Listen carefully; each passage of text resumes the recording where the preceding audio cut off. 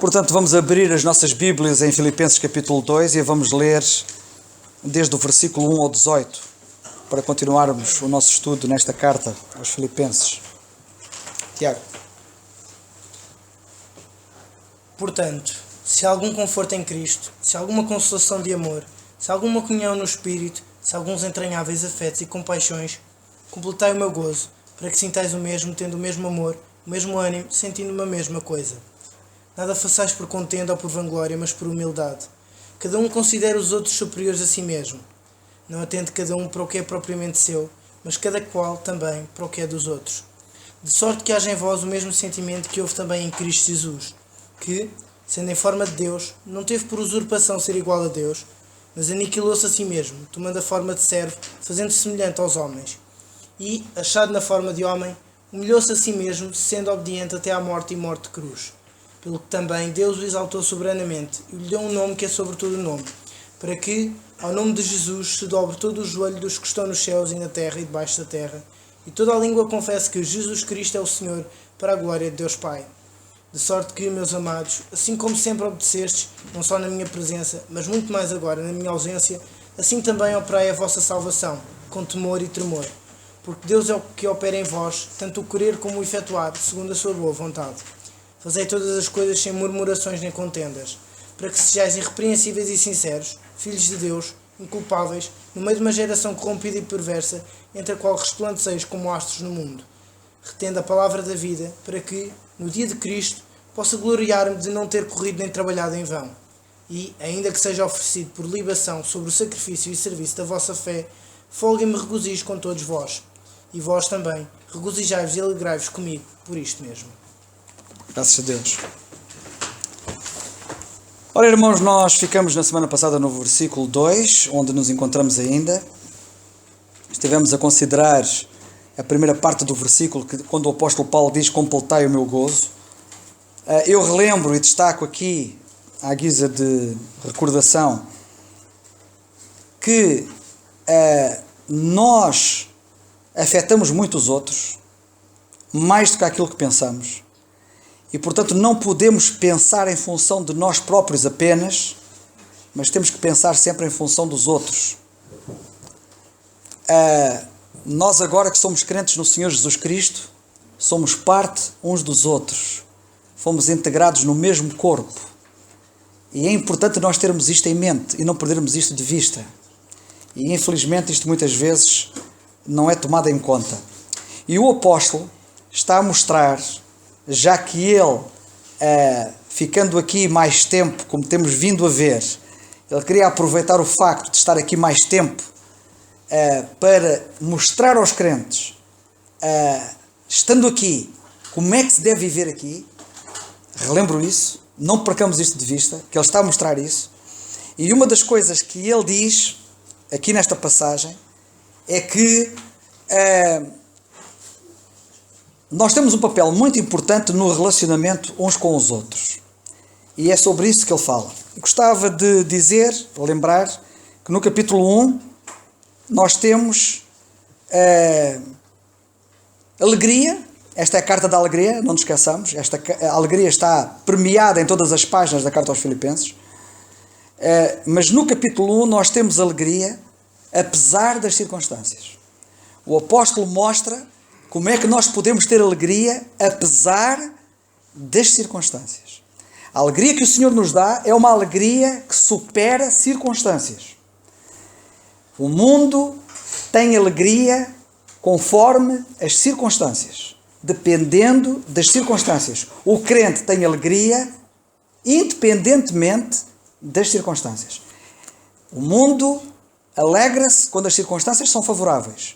O crente alegra-se mesmo que as circunstâncias sejam desfavoráveis.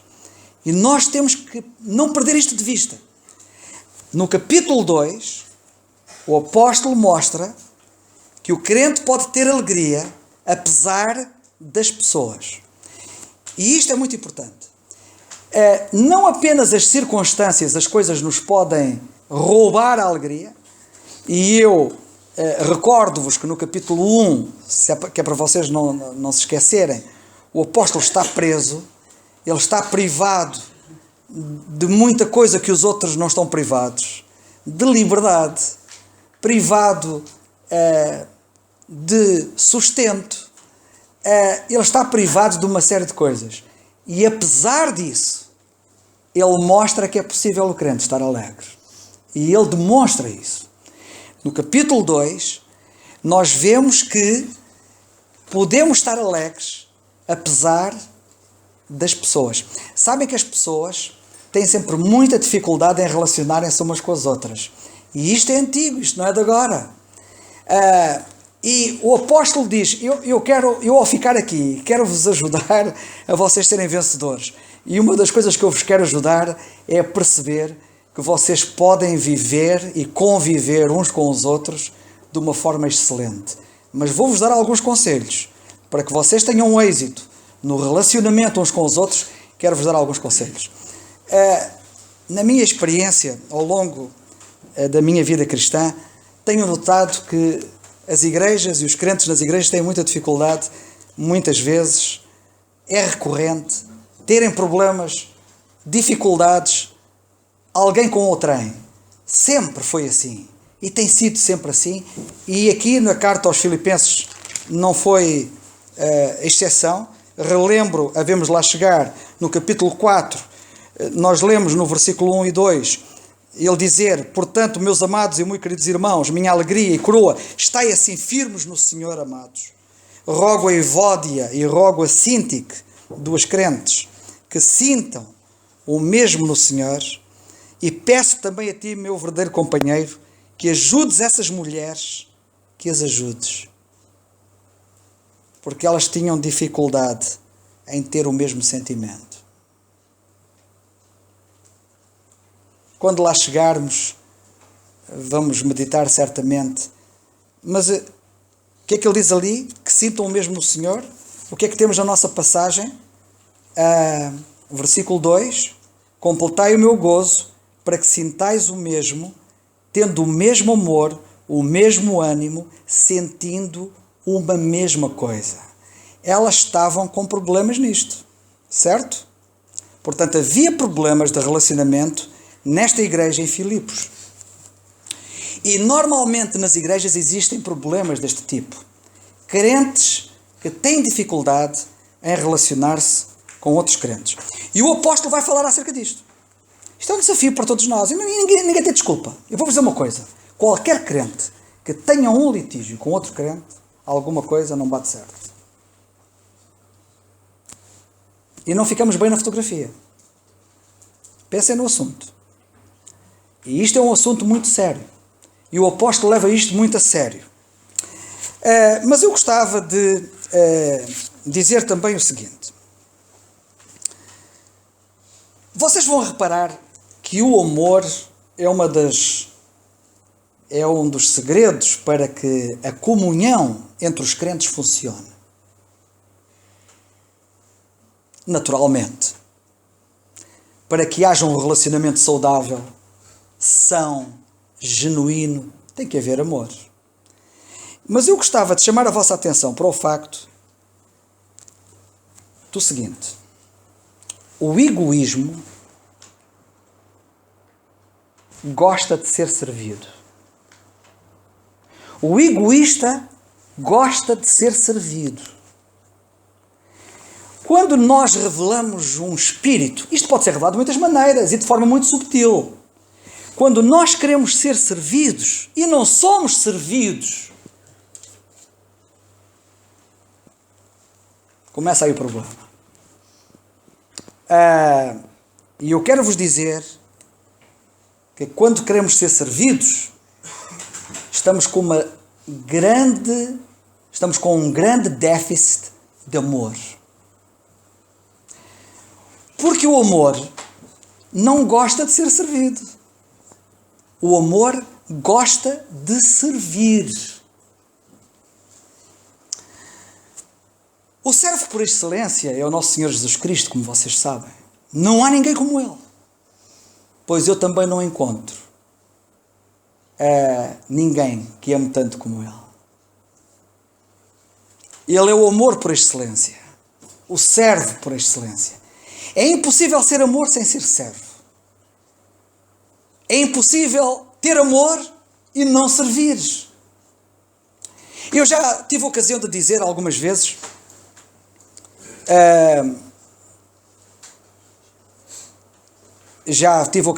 esta ilustração que eu vou dar, e que é uma ilustração real, e já tive a ocasião de falar sobre a própria experiência do apóstolo Paulo. Uma coisa que me impressiona em Paulo é que ele não fala nada que ele não fosse um exemplo. Uma coisa que eu admiro nele é quando ele está a dar ensino, ele não está aqui a pôr-se a ensinar para dizer, olha, aquele está a dizer aquilo, mas na vida dele não vejo nada daquilo. Ele está a dar ensino e nós olhamos para a vida dele e ele é o exemplo disso. Se há alguém que tinha amor, era ele. Ele disse, o amor de Cristo me constrange. Nós vemos-lo a fazer e a realizar coisas incríveis. E percebemos claramente que o que está por detrás daquele serviço, servindo os santos e não sendo servido. Talvez alguém olhasse para o apóstolo por ser apóstolo e ser o apóstolo que era, e talvez pudéssemos imaginar que talvez houvesse, todas as igrejas estavam ali a paparicá-lo e a servi-lo, e ele estava ali a ser servido por todos, porque era Paulo. Não é isso que eu vejo na Bíblia. O que eu vejo é todos estarem a ser apaparicados por ele. O que eu vejo é ele estar a servir a todos. E ele que teria o direito, por exemplo, até de ser sustentado pelos crentes pela obra que fazia, ele próprio dava corda às mãos e aos pés e trabalhava fazendo tendas para suprir as necessidades próprias, para não ser pesado aos outros.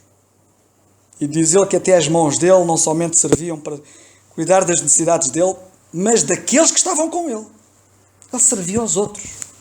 Uma coisa que eu admiro nele é vê-lo permanentemente a pensar nos outros, a servir os outros, a esquecer-se dele. Irmãos, este é o segredo. E aquilo que ele vai dizer, aliás, eu até nem podia estar a comentar os próximos versículos, quase que nem careciam de comentário. Tão claros eles são. Eu vou reler. Já agora no versículo 2, quando ele diz, completei o meu gozo para que sintais o mesmo. É curioso nós compararmos versões. Há outras versões que o que elas dizem é o seguinte, completei o meu gozo sentindo o mesmo. Não é completar o gozo e depois vão sentir o mesmo. Esse pensamento pode existir, mas é interessante ver o que outras versões dizem. E elas, o pensamento delas é consentâneo com o resto do versículo. Completai o meu gozo sentindo o mesmo. Se vocês sentirem o mesmo, o meu gozo vai estar completo. Tendo o mesmo amor, tendo o mesmo ânimo, sentindo uma mesma coisa. E depois ele diz, nada façais por contenda ou por vanglória, mas por humildade. Cada um considera os outros superiores a si mesmo. Atente cada um para o que é propriamente... Não atente cada um para o que é propriamente seu, mas cada qual também para o que é dos outros. E eu já tive a ocasião de referir que se no capítulo 1 Paulo tem os olhos em Cristo, no capítulo 2 ele tem os olhos nos outros. Quando nós temos os nossos olhos em Cristo, a seguir os nossos olhos estão colocados nos outros. Nunca em nós próprios.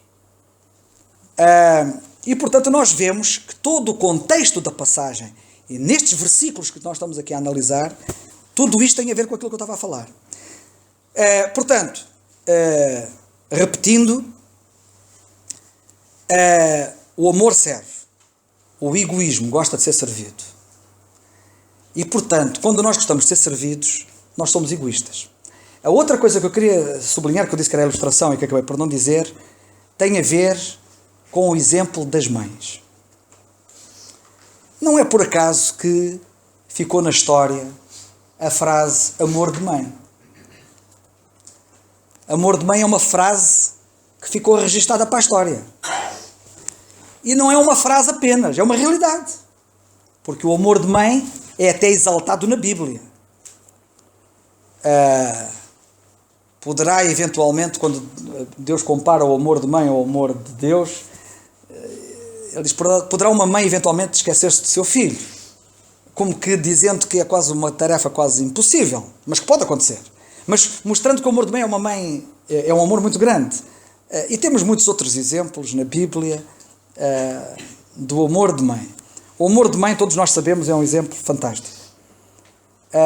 E a mãe, as mães, são as pessoas que normalmente mais servem numa casa.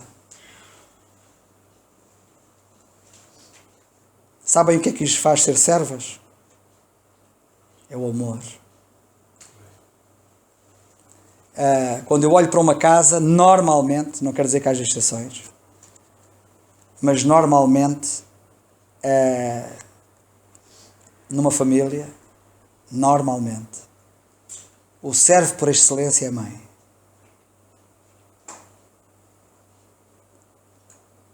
Porque ama.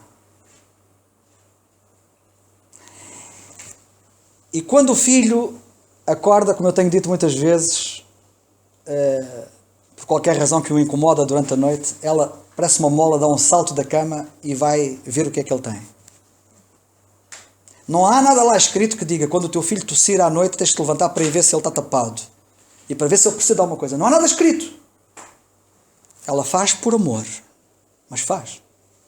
Se ela tiver que se levantar 10 vezes durante a noite, ela levanta-se 10 vezes durante a noite. Não há nada escrito lá em casa que ela tenha que se levantar 10 vezes durante a noite. Mas ela faz. Por amor.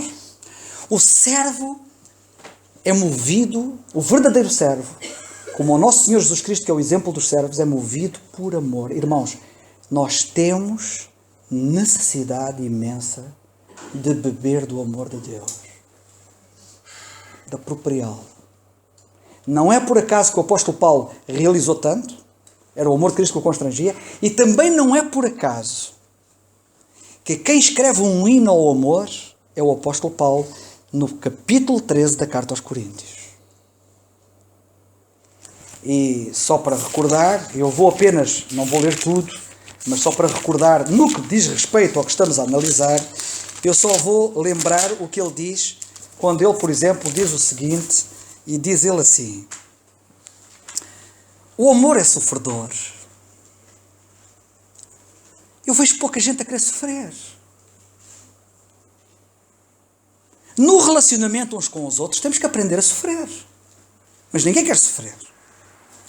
Nós às vezes até gostamos é de fazer os outros sofrer. Mas o que a Bíblia diz não é nós fazermos os outros sofrer. É sermos nós a sofrermos. Isso é amor. Quando eu faço os outros sofrer, além de eu não revelar amor, por esse facto, eu não revelo amor porque eu não quero sofrer. Porque o amor sofre. É sofredor. O amor não se ensoberbece, que é um aspecto que também está referido, não vou tocar em todos os aspectos que ele está aqui a falar do amor, mas é Paulo que fala disto. Não é orgulhoso. Isto é um dos problemas nas relações entre as pessoas, é o orgulho. É o orgulho. Eu às vezes até costumo dizer, em tom de graça, que quando há dois indivíduos a teimar, e há um que diz, és teimoso, és um teimoso, e querem enfatizar muito que o outro é teimoso, e eu costumo dizer em tom de brincadeira, mas eu nunca vi um teimoso a teimar sozinho. Ou seja, quando um indivíduo está a acusar o outro de ser teimoso, ele não sabe, mas ele também é. É ou não é? Porque o teimoso não teima sozinho. Portanto, se ele está a teimar, é porque alguém teima com ele. Certo? Orgulho. O orgulho é um problema tremendo. Depois ele diz que o amor tudo sofre.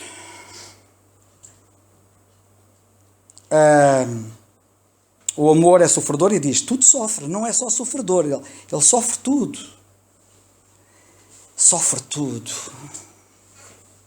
O maior exemplo que eu tenho na Bíblia é o Senhor Jesus Cristo. Ele sofreu tudo. Tudo. O amor tudo crê. Acredita sempre. Há pessoas que já não acreditam.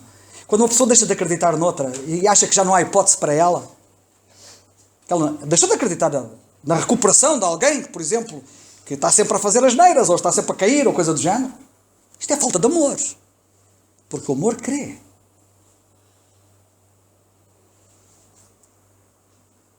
Tudo espera. Tudo suporta.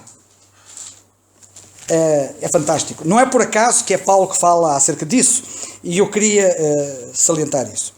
Segunda carta aos Coríntios, capítulo 4, versículo 5, eu penso que aqui temos um segredo muito importante em relação a isto. Segunda epístola aos Coríntios, capítulo 4 e versículo 5, lembrem-se daquilo que eu disse, que o egoísmo gosta de ser servido, e que quem serve é o amor.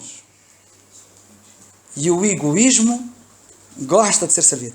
Sabem que o amor pensa no outro, não pensa nele. Pensa no outro. Vocês algum dia já amaram alguém?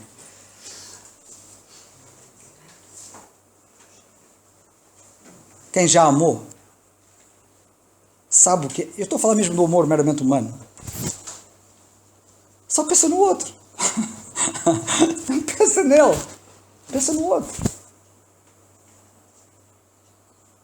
O amor é isso. Escusam-se só com fantasias. Quando nós somos egocêntricos quando só pensamos em nós. E pensamos em nós. Estamos centrados em nós. Alguns de nós, se pudéssemos, erigimos uma estátua a nós próprios. Porque pensamos em nós. Mas o amor pensa nos outros. Está sempre a pensar nos outros. Ele esquece dele. O amor... Há indivíduos que por amor são capazes de fazer não sei o quê. Aliás, há indivíduos, os que amam, fazem não sei o quê. E até se costuma dizer assim, quem corre por gosto não cansa. Ou seja, eles são capazes de se cansar. O amor é isto. O egoísmo é o contrário. O egoísmo gosta de ser servido. O amor gosta de servir. O amor gosta que o objeto do seu amor não lhe falte nada. E está sempre atento para que nada lhe falte. Para que tenha tudo. Irmãos, não estou a falar de maridos e mulheres, nem de namorados com namoradas. Eu estou a falar de crentes com crentes. Deixemos de pensar em nós, está bem? Esqueçam-se lá de vocês um bocado. É só mais um bocado. É só até a eternidade. Aquilo na eternidade nem conta nem um grão de areia. O tempo que nos separa da eternidade é insignificante para aquilo que nos espera na eternidade. Por um bocadinho, esqueçam-se de vocês. E eu também de mim. E pensemos nos outros. Pensemos nos outros. Na passagem que eu citei, e que não é por acaso que eu citei, na segunda carta aos Coríntios, capítulo 4, versículo 5, lemos assim: porque não nos pregamos a nós mesmos, mas a Cristo Jesus o Senhor, e nós mesmos somos vossos servos. Irmãos, já viram o que é que está aqui escrito? Nós somos vossos servos por amor. Já viram o que está ali escrito? Sabem como é que se é servo dos outros? Escusam de querer servir os outros se não tiverem amor. Aliás, vou-vos dizer uma coisa. Se vocês não tiverem amor, vocês não vão servir os outros. Vocês vão querer é que os outros vos sirvam. O apóstolo Paulo, aqui nesta passagem, eu gosto muito dela, e seria bom que nós nunca nos esquecêssemos dela. Ele diz que não nos pregamos a nós mesmos, mas a Cristo, o Senhor, e nós mesmos somos vossos servos por amor de Jesus. Já vamos ver um pouco disto que me parece que é importante. Eu gostava de... A igreja, sabem que a igreja é uma comunidade.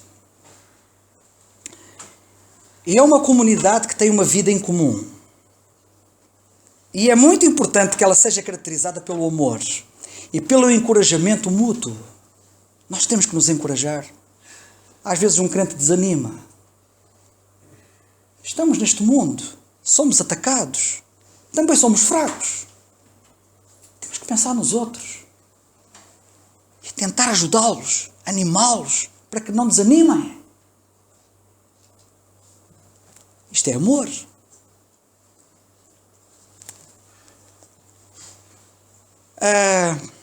A causa básica de todos os conflitos numa igreja é o egoísmo que tem a sua raiz no orgulho. Sabem que o que está por detrás do egoísmo é o orgulho. Isto não é nada bom. Orgulho, egoísmo, conflito. É esta a ordem. Eu gostava de vos dizer o seguinte. Vamos ver se eu consigo dizer aquilo que eu quero dizer. O apóstolo Paulo, eu já tive a ocasião de dizer, ele pugna pela excelência. Aliás, ele faz aquilo que o Senhor tem para nós, a excelência. Ele apenas alinha pelo padrão do Senhor. O Senhor quer a excelência para nós. Ele não faz nada pela metade. Ele não quer nada pela metade. É assim, ou o Senhor tem tudo ou o Senhor não tem nada. Esta coisa de estar a dar ao Senhor só parte de qualquer coisa, do que quer que seja, para Ele não é correto. E o Senhor para nós, quando nos dá, dá tudo. Ele não nos deu um bocado de amor. Ele deu-nos todo o amor. Ele não nos deu um bocado do Senhor Jesus Cristo. Ele não nos deu um bocado do tempo do Senhor Jesus Cristo. Ele não nos deu um gesto. Ele deu-nos o Senhor Jesus Cristo por inteiro. Por isso Ele ama. Certo? E Ele quer dar-nos a excelência. Ele quer nos dar a plenitude, como nós vimos na semana passada, no estudo da semana passada. E a plenitude permanece, na minha ótica, aqui, latente, sempre, no discurso dele. Reparei. Portanto, como é que eu hei de dizer isto? Nós vemos-lo... Eu posso dizer assim desta maneira. A excelência é o nivelamento do apóstolo Paulo. Ele diz assim, eu quero ficar aqui, quero-vos ajudar a viver, mas quero-vos dizer uma coisa. É assim, é pela excelência. É uma vida da excelência. E então ele nivela pela excelência. Ele não nivela por baixo, ele nivela por cima. Aliás, quero-vos dizer que o Senhor nivela sempre por cima, nunca nivela por baixo. Os homens é que nivelam sempre por baixo. Até na questão da salvação, como vocês sabem, não é? Na questão da salvação, os homens nivelam por baixo. Dizem, eu não sou um assassino, eu não sou um mentiroso, eu não sou não sei o quê, portanto Deus não me vai condenar. Está a nivelar por onde? Está a nivelar por baixo. Mas Deus nivela por cima. Deus diz, chegas a Jesus Cristo? Consegues ser como Ele? Ai, não consegues, estás perdido. Para quem nivela por baixo, eu não sou assassino, eu não sou ladrão, eu não sou não sei o quê, estão a ver? Mas agora, Deus nivela por cima. E agora, na vida cristã, irmãos, não nivelemos por baixo. Porque Deus também na vida cristã nivela por cima.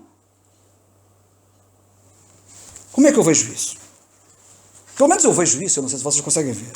Ele diz assim, versículo da nossa passagem, eu estava em 2 Coríntios, no capítulo 2 da nossa passagem de Filipenses, lemos assim no versículo 2. Completai o meu gozo, diz ele, para que sintais o quê? O mesmo.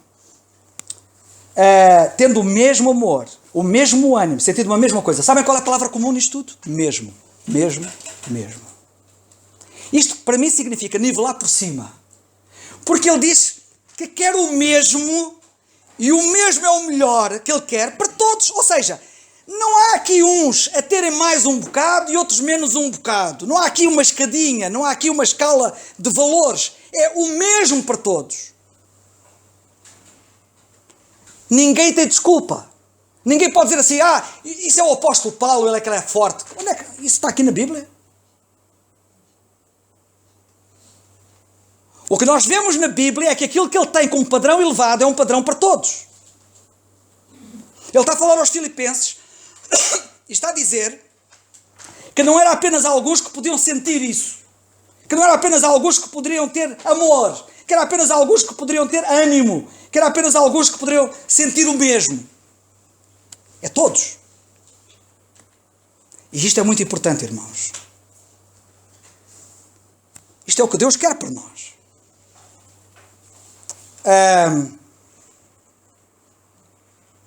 Romanos capítulo 15. Epístola aos Romanos capítulo 15. nós lemos assim, Romanos 15,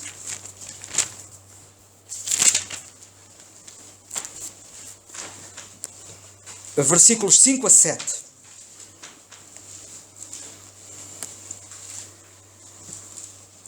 Ora, o Deus de paciência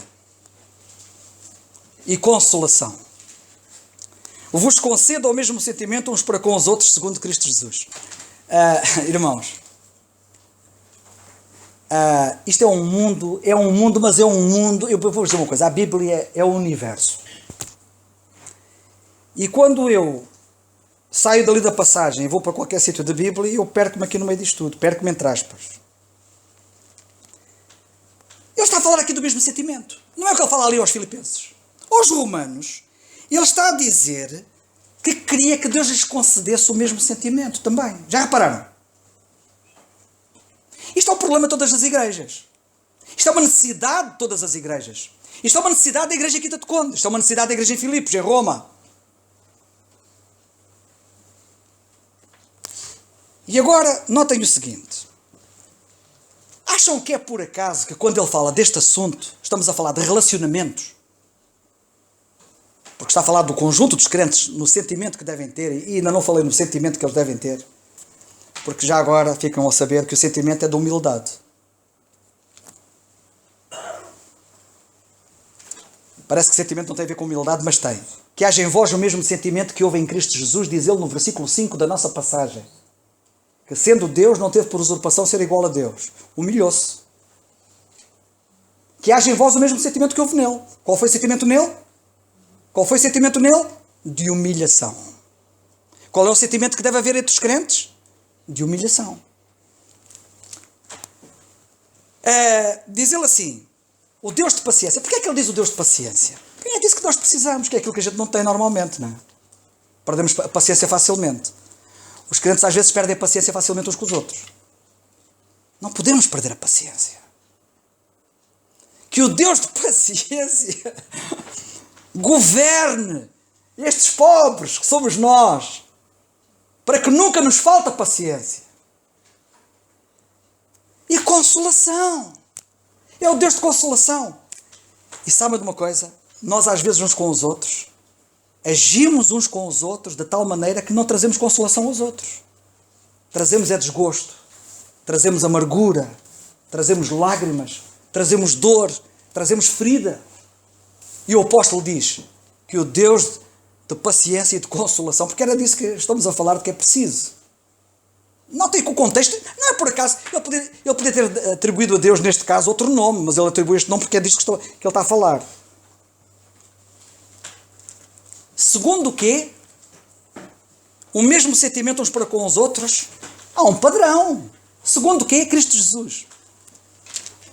Eu já tive a ocasião de dizer muitas vezes, e há dias até escrevi sobre isso, muita gente não sabe que a palavra Cristo é o nome do Senhor de exaltação. E a palavra Jesus é o nome dele de humilhação.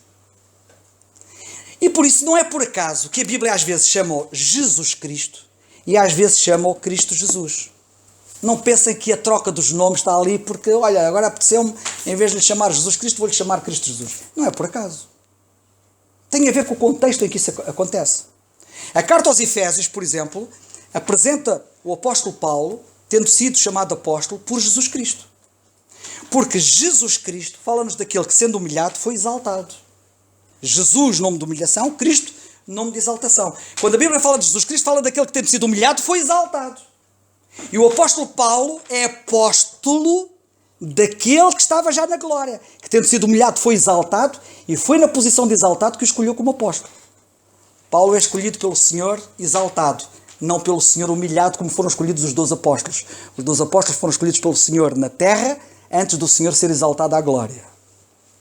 Mas Paulo é apóstolo de Jesus Cristo.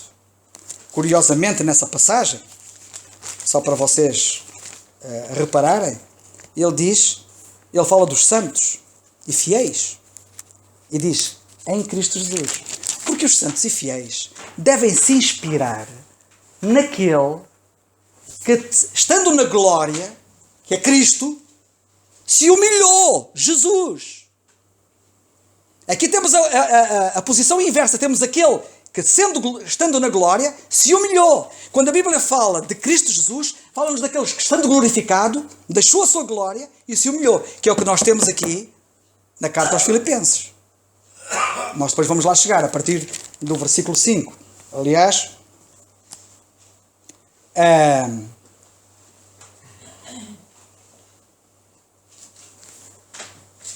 reparai que o versículo 5 da carta aos Filipenses, não saiam lá daquela passagem de Romanos, hein?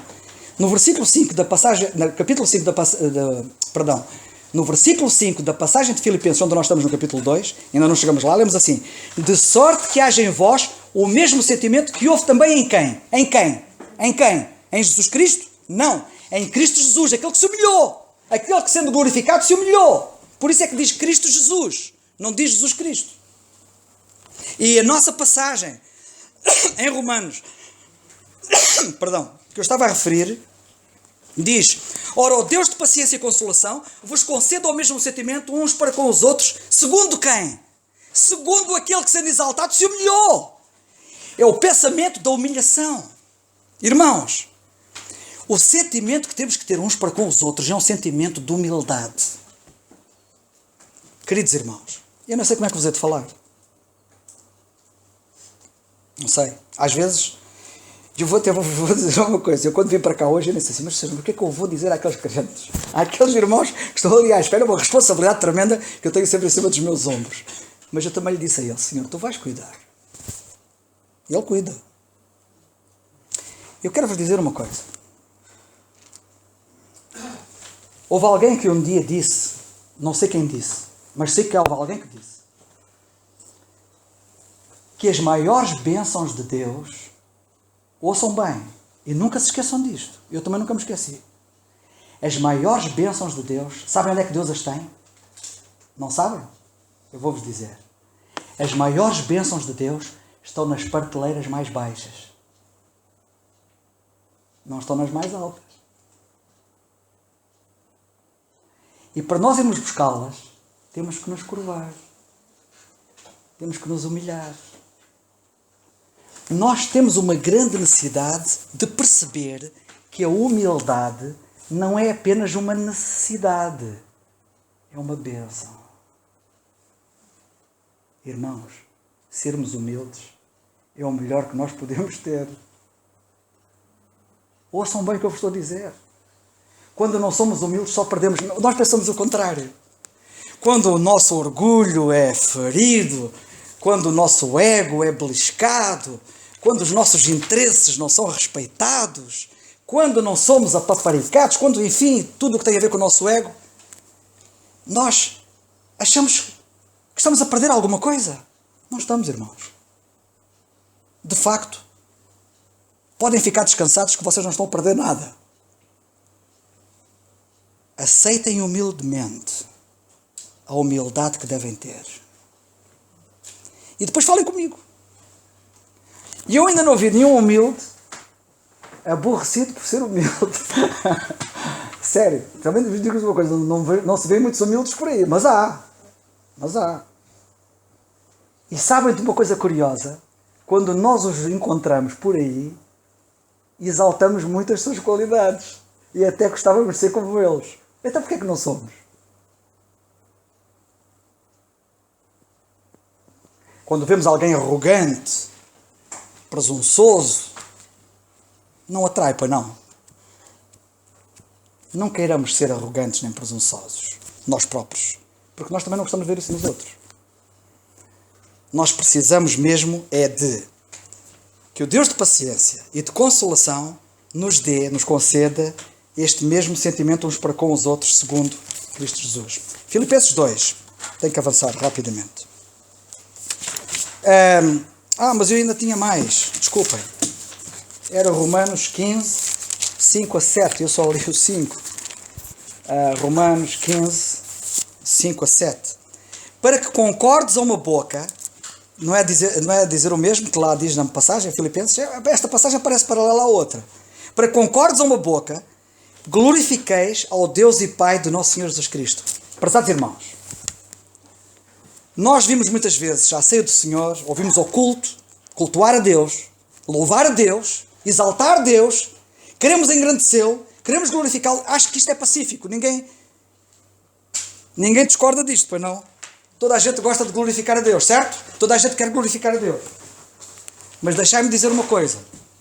Se nós não tivermos este sentimento, nós não glorificamos a Deus. Podemos estar a dizer que estamos a glorificar, mas isso é uma pobreza. É até caricato. Porque só se pode glorificar a Deus com humildade. Não se pode glorificar a Deus com outro sentimento que não este que está aqui.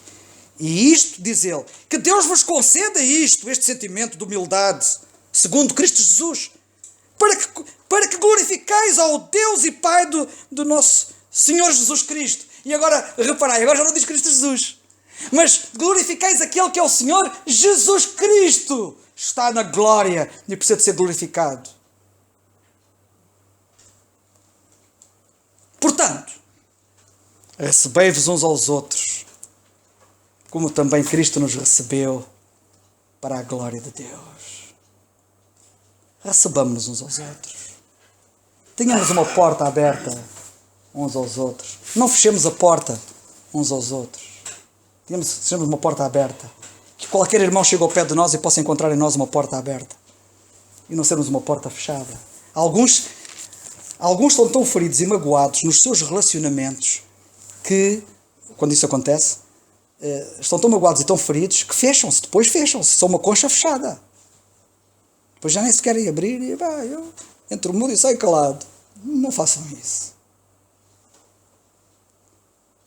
Não foi assim que o Senhor fez connosco. E ele é apresentado aqui como um exemplo. Bem, continuando. Continuando na nossa passagem. Existem uma série de passagens aqui, mas eu vou passar ao seguinte. Bem, em primeiro lugar, o mesmo amor. Na nossa passagem em Filipenses, ele diz que em nós deve haver o mesmo amor. Não é verdade? Antes do mesmo amor. Sentindo o mesmo.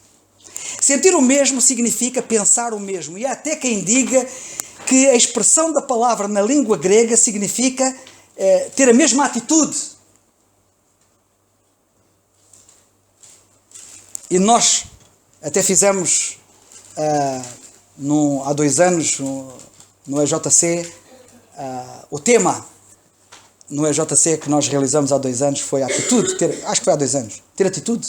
Nós precisamos de atitude. A mesma atitude. Mas é pensar o mesmo. Sabem de uma coisa? Nós, para pensarmos o mesmo, temos que ser sujeitos a uma transformação. Porque, naturalmente, nós não pensamos o mesmo, certo? E por isso é que alguns têm pensamentos diferentes, depois aquilo dá no que dá. Aquilo não bate certo. O Romanos, no capítulo 12, diz assim o apóstolo, e já agora, se calhar vamos ler Romanos 12, visto nesta perspectiva, que se calhar temos visto noutras, mas Romanos 12 diz assim: transformai-vos, versículo 2, pela renovação do vosso entendimento. Transformai-vos, lemos ali, pela renovação do vosso entendimento. Sabem, o Senhor tem que transformar o nosso entendimento, os nossos pensamentos. É Ele que transforma. E nós temos a necessidade de transformarmos. Nós temos que perceber, e reparem, lembram-se o que é que estava por detrás do motor, que é o amor, e que é o Senhor, e o exemplo dele, a obra dele. O capítulo 12 começa assim: rogo-vos, pois, irmãos, pela compaixão de Deus, que apresenteis, ou seja, façam o que Deus revelou para convosco, a compaixão que Ele teve para convosco. Eu rogo-vos, se Ele fez isso para convosco, vocês têm que fazer qualquer coisa. E o que é que temos que fazer? Apresentar-vos os nossos corpos em sacrifício vivo, santo e agradável a Deus, que é o nosso culto racional. E não nos conformarmos com este mundo, mas transformarmos-nos pela renovação do nosso entendimento. E sabem que a palavra de Deus exerce aqui uma influência tremenda na mudar a nossa maneira de pensar. Evidentemente que se eu não for saturado com a palavra de Deus, eu estou cheio dos conceitos que são os tradicionais. Mas à medida que a palavra de Deus vai exercendo influência sobre a minha vida, eu vou moldando a minha maneira de pensar. Eu penso de maneira diferente. Calma lá, eu às vezes até posso ser surpreendido com um sentimento interior que me diga assim, faz assim. E a seguir eu lembro-me do que é que a Bíblia diz, porque eu conheço-a. Eu digo assim, mas a Bíblia diz que não é assim. E tenho aqui um conflito. O conflito é da minha natureza e aquilo que Deus diz. Nós temos que mudar a nossa maneira de pensar. Temos essa necessidade de mudar a nossa maneira de pensar.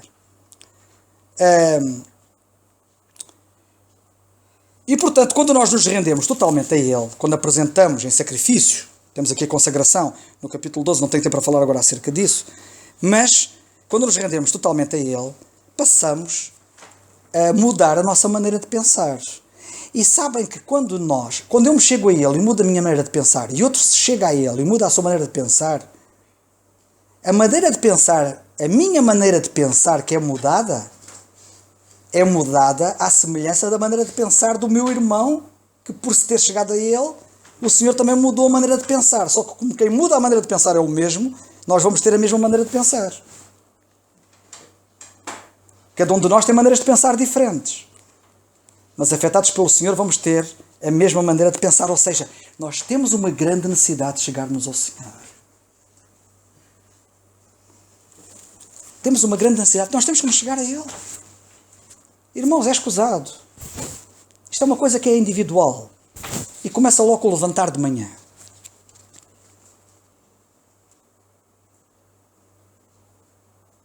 É uma luta tremenda.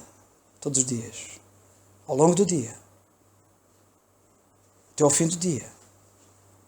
Mas buscarmos a presença do Senhor. A comunhão com Ele. Estarmos em comunhão com Ele. E vocês vão ver como Ele vai mudar a maneira de pensar. Vocês vão ver que vão olhar diferente. Vocês vão olhar para as coisas de maneira diferente. Vocês vão olhar para as pessoas de maneira diferente. É isto que faz a diferença. E Ele muda-nos e torna-nos humildes, entre outras coisas como nós vimos. O problema de Síntique e de Evódia era não pensarem o mesmo. Lembram-se? E quando nos aproximamos dele, quanto mais nos aproximamos dele, mais pensamos como ele. O mesmo amor. É importante nós percebermos que só destornando o nosso ego é que conseguimos lá chegar. Dando liberdade ao Espírito, cujo fruto, entre outras coisas, é o amor. E naturalmente que isto é mútuo, não é? Deve ser mútuo. Isto deve acontecer comigo e deve acontecer com o meu irmão. E se todos nós tivermos este cuidado, vocês nunca se esqueçam de uma coisa. Nós afetamos-nos uns aos outros. Eu afeto-me a mim próprio. Se eu não tiver cuidado, eu afeto-me a mim próprio, mas estou-vos a afetar a vós. E vocês estão a afetar a mim. Também se afetam a vocês mesmos. Mas estão a afetar a mim. Nós afetamos-nos uns aos outros. De maneira que se nós tivermos o cuidado, cada um de nós, de nos chegarmos ao Senhor devidamente, nós vamos ser uma bênção mútua. E os maiores beneficiários somos nós. E os outros, naturalmente, como eu estava a dizer. Bem, nós vamos ficar por aqui hoje, pela graça de Deus. Ele depois fala do mesmo ânimo, sentindo a mesma coisa. Em relação ao ânimo, é muito importante o encorajamento. Eu só, talvez para terminar, sobre a questão do mesmo ânimo. Eu tenho aqui várias passagens para nós lermos mesmo sobre o mesmo amor e até sobre o pensar o mesmo. Mas sobre o ânimo, eu gostava que vocês lessem Atos dos Apóstolos 18, 27. Atos dos Apóstolos 18, 27, que diz assim: querendo ele passar a Acaia, o animaram os irmãos e escreveram aos discípulos que o recebessem, o qual, tendo chegado, aproveitou muito aos que pela graça criam. Irmãos, estes crentes animaram o apóstolo. Aqui neste caso o Apolo, perdão, acho eu, deixem-me cá ver o contexto.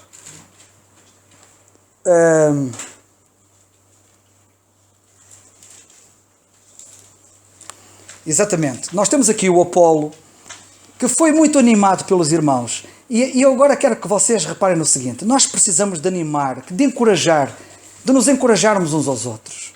E às vezes alguns de nós estamos desanimados. Às vezes falamos uns com os outros, encontramos estou em baixo, estou triste, estou desanimado. Mas precisamos de encorajar a pessoa, animá-la. Sabe o que é que aconteceu por animarem o Apolo? Querendo ele passar à caia, o animaram os irmãos e escreveram aos discípulos que o recebessem. O qual, tendo chegado, aproveitou muito aos que pela graça queriam. Ele tornou-se numa bênção de proveito enorme para os outros, como resultado aparente do ânimo que ele próprio recebeu. Como ele foi animado, o proveito que ele trouxe aos outros foi superior àquele que eles teriam se ele não tivesse sido animado. Imaginai ele desanimado. Estão a ver? Daí que, diz aqui o apóstolo, nós temos que nos animar uns aos outros na carta aos Filipenses. Temos que ter o mesmo ânimo. Na segunda carta aos Coríntios 5:6, nós já vamos terminar. Ele diz assim: pelo que estamos sempre de bom ânimo, sabendo que enquanto estamos no corpo vivemos ausentes do Senhor, porque andamos por fé e não por vista. Irmãos, o que nos faz andar de bom ânimo é andarmos por fé e não por vista.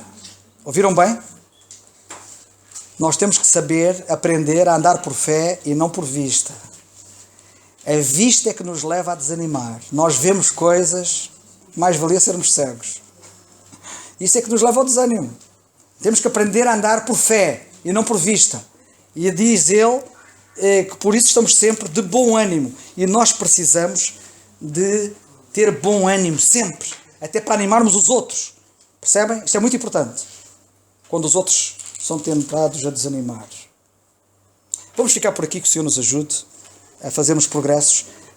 Isto é muito prático, sabem? Isto é prático. Isto toca-nos a todos na prática. Isto não é teoria, isto é prática. Isto é o relacionamento uns com os outros. E Paulo sabia que uma das grandes necessidades das igrejas, enquanto os crentes cá vivessem na terra, era o relacionamento uns com os outros. Que o Senhor nos ajude a glorificá-lo, tendo, como ele diz aqui, o mesmo sentimento, o mesmo amor, o mesmo ânimo, sentindo a mesma coisa. Que assim seja.